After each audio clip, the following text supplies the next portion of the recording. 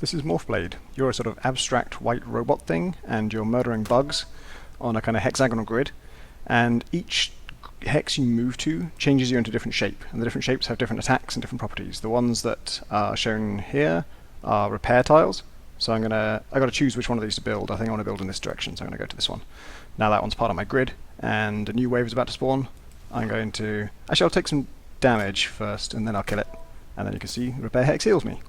And I've just been offered a repair hex next to a repair hex, which is interesting because as you kill with these things and as they level up, they will eventually be upgradable. And once you upgrade them, you can combine them with any adjacent hex. And if I combine a hammer with a repair hex, it'll heal me as it kills.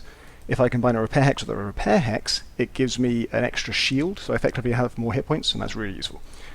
This one down below is one of my favorites. It's the arrow, and this just goes through things. So you can splunch people like that.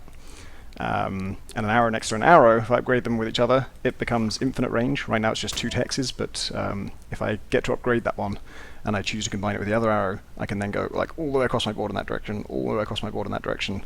And so as you're building out the grid, you're kind of planning ahead to the sort of ultimate combination you want to make. This one's a teleporter. I'll wait for this guy to get close to me. I'll teleport to this blade. The blade kills things to your sides as you move. There's only one thing here, but you can kill 2 things at once with this. And what else have I not shown you? The acid. The acid I'll tell you about in a second, because first I've got to explain this guy, who is an upgrader enemy. And he's not too tough to kill, but it matters a lot where you kill him, because wherever he dies, he's going to upgrade that. So I'm actually going to kill him right there, because that will let me upgrade the repair hex.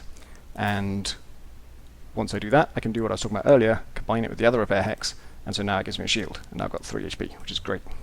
And I'm also going to try and build an acid next to an acid, because what acid does is it strips armored enemies. Oh look, one showed up just as I wanted him to.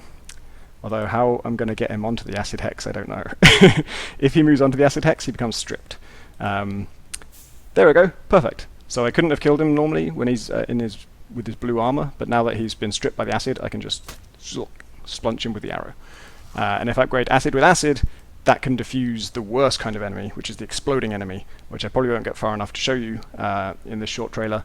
But the exploding enemy, when it dies, it destroys the tile it's on. So if it destroyed that one, which is my repair hex, my beautiful repair hex that gives me the shield, it would be gone forever, and I'd have to build something new in that place and start from scratch. So that's basically it.